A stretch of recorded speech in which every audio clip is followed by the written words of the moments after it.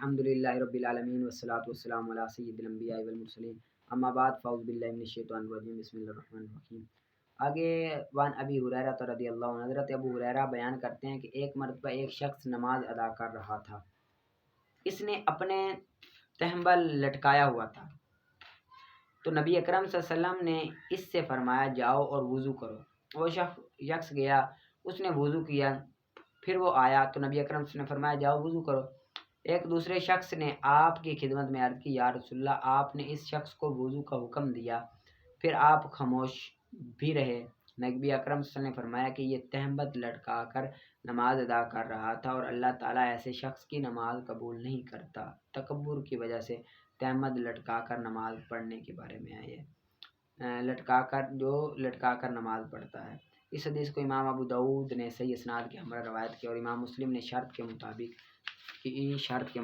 اگلی حدیث لمبی ہے، ترجمہ میں کروں گا، آپ دیکھتے جانا۔ حضرت قیس بن بشر رضی اللہ تعالیٰ عنہ بیان کرتے ہیں میرے والد نے مجھ سے یہ بات بتائی، اور حضرت ابو الدرداء رضی اللہ تعالیٰ نے ہم مجلس تھے۔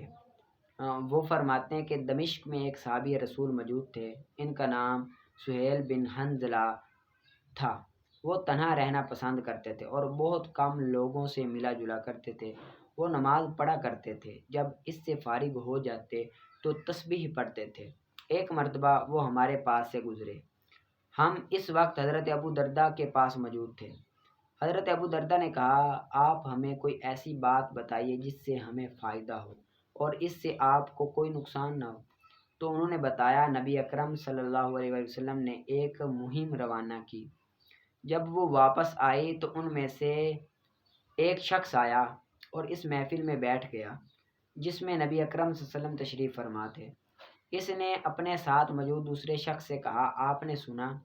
جب ہمارا اور دشمن کا سامنا ہوا تو فلاں شخص نے نیزہ اٹھایا اور دشمن کو زخمی کر دیا اور بولا اسے میری طرف سے سنبھال لو، میں غفاری لڑکا ہوں۔ آپ اس قول کے بارے میں کیا رائے رکھتے ہیں؟ تو دوسرے نے کہا میرے خیال میں اس کا اجر ضائع ہو گیا۔ یہی بات ایک اور صاحب نے سنی تو انہوں نے کہا میرے خیال میں اس میں کوئی حرج نہیں۔ ان دونوں کے درمیان بحث چھڑ گئی، یہاں تک کہ نبی اکرم صلی اللہ علیہ وسلم نے یہ بات سنی۔ آپ نے فرمایا سبحان اللہ، اس میں کوئی حرج نہیں ہے کہ اگر اس شخص کو اجر دیا جائے اور اس کی تعریف کی جائے۔ راوی بیان کرتے ہیں کہ میں نے حضرت ابو الدرداء کو دیکھا کہ وہ یہ سن کر خوش ہوئے اور انہوں نے اپنا سر ان کی طرف بڑھا دیا اور دریافت کیا کیا آپ نے خود نبی اکرم صلی اللہ علیہ وسلم کی زبانی یہ بات سنی؟ تو انہوں نے جواب دیا جی ہاں۔ تو حضرت ابو الدرداء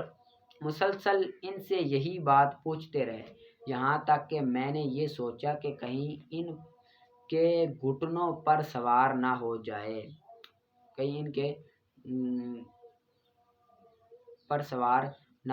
وہ بیان کرتے ہیں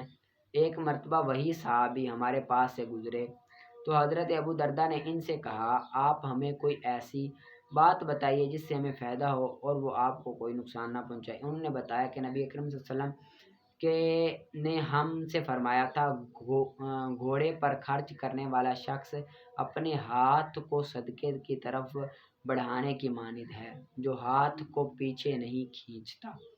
پھر ایک مرتبہ وہ ہمارے پاس سے گزرے تو ابو الدرداء نے پوچھا آپ ہمیں کوئی ایسی بات بتائیے جو ہمیں فائدہ دے اور آپ کو کوئی نقصان نہ دے۔ تو انہوں نے فرمایا نبی اکرم صلی اللہ علیہ وسلم نے ارشاد فرمایا سب سے بہترین آدمی خریم الاسدی ہے، اگر اس کے بال لمبے نہ ہو اور اس کا تہمل لٹکا نہ ہو اس بات کی اطلاع حضرت خریم رضی اللہ تعالیٰ عنہ کو ملی تو انہوں نے چھڑی پکڑی اور اس کے ذریعے اپنے بال کاٹ کر کانوں تک کر لیے اور اپنے تہمد کو نصف پنڈلیوں تک اونچا کر لیا۔ ایک مرتبہ پھر وہی صحابی ہمارے پاس سے گزرے تو حضرت ابو الدرداء نے ان سے کہا کہ آپ ہمیں کوئی ایسی بات بتائیے جس سے ہمیں فائدہ ہو اور آپ کو کوئی نقصان نہ۔ تو انہوں نے بتایا کہ میں نے نبی اکرم صلی اللہ علیہ وسلم کو ارشاد فرماتے ہوئے سنا تم لوگ اپنے بھائی کے پاس جا رہے ہو، تم اپنی سواریوں کو دوست کر لو اور اپنے لباس کو درست کر لو، یہاں تک کہ تم لوگوں کے درمیان یوں ہو جیسے تل ہوتا ہے۔ بے شک اللہ تعالیٰ بے زبانی اور بدتمیزی کو پسند نہیں کرتا۔ اس حدیث کو امام ابو داؤد نے حسن اسناد کے ہمراہ روایت کی، البتہ اس میں قیس بن بشر نامی راوی کے مستند یا غیر مستند ہونے کے بارے میں علماء اکرام کا اختلاف ہے، سیکھا ہونے کے بارے میں اختلاف ہے، ٹھیک ہے، اس کو یاد کر لیں، آگے نکالیں آپ۔ وَيُوصَلُ إِن قَتَلَ، اور غسل دیا جائے گا اگر قتل ہو جائے بچہ یا مجنون یا حائضہ عورت یا نفاس والی عورت یا جنبی عورت ہو یا مرد ہو،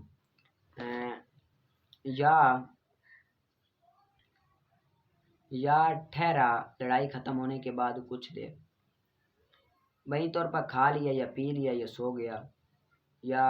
دوائی وغیرہ استعمال کی زخم پر لگانے کے لیے، یا گزر گیا نماز کا وقت اور وہ سمجھتا تھا کہ کیا ہوا ہے، یعنی کہ عقل ہو اس میں، یا نقل کر دیا جائے، منتقل ہو جائے میدان دوسرے میدان میں، نہ خوف ہو گھوڑوں کے روندنے کے ڈر سے، نہ کہ گھوڑوں کے دوڑنے کے ڈر کے اگر ویسے ہی منتقل کر دیا جائے جنگ ختم ہو گئی تو پھر تو وہ شہید نہیں ہوگا، اگر گھوڑوں کے روندنے کے ڈر سے نقل کیا گیا تو پھر وہ شہید ہوگا، ٹھیک ہے، یا وصیت کی اس نے، یا خریدا یا بیچا یا کلام کیا لوگوں کے کلام کے ساتھ، کثرت کلام کے ساتھ، بس اگر پایا جائے، اگر یہ تمام باتیں لڑائی ختم ہونے سے پہلے پائی جائیں تو وہ شہید ہوگا، ورنہ لڑائی ختم ہونے کے بعد پائی جائیں تو وہ شہید نہیں ہوگا، تو نہیں ہوگا، وہ پرانا شمار نہیں کیا جائے گا، تو وہ پرانا شمار نہیں کیا جائے گا۔ اور جو شخص شہر میں قتل کیا جائے تو غسل دیا جائے گا، غسل دیا جائے گا جو قتل کیا جائے شہر میں،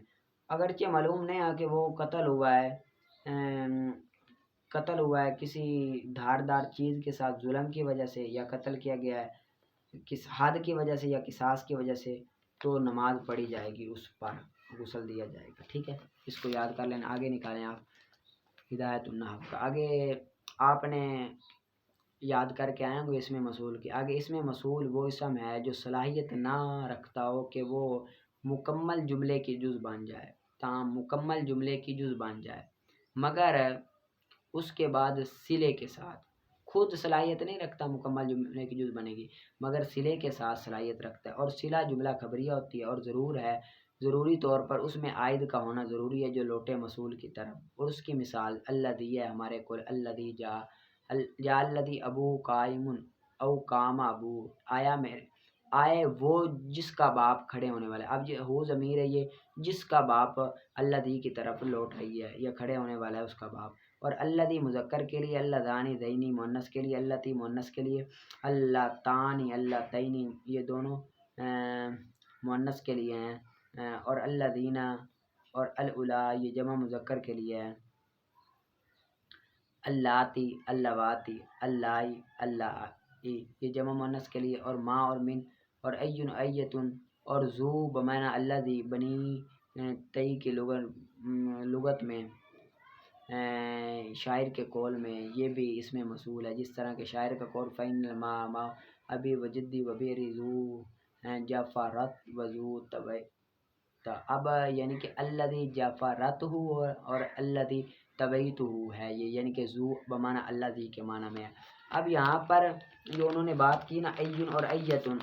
یہ بھی اس میں مسئول ہے، این اور ایتن یہ 3 صورتوں میں معرب ہوتے ہیں مگر ایک صورت میں یہ مبنی ہوتے ہیں، دیکھیں گے کہ یہ دونوں مضاف ہیں یا نہیں، اگر مضاف نہ ہو تو اب ان کا صلہ صدر صلہ مذکور ہوگا یا محذوف ہوگا، تو دونوں صورتوں میں یہ معرب ہو گئے، چاہے محذوف ہو چاہے مذکور ہو، یہ کیا ہوں گے معرب ہو گئے۔ اگر مضاف ہو تو دیکھیں گے کہ صدر صلہ مذکور ہے یا محذوف ہے، اگر مذکور ہو تو معرب، اگر محذوف ہو تو یہ مبنی ہوں گے، ٹھیک ہے۔ الف لام بمعنی الذی کی ہے، اور اس کا صلہ اس میں فاعل اور اس میں مفعول ہے، جسے الذی جاءنی الضارب زیدا، اب الف لام الضارب میں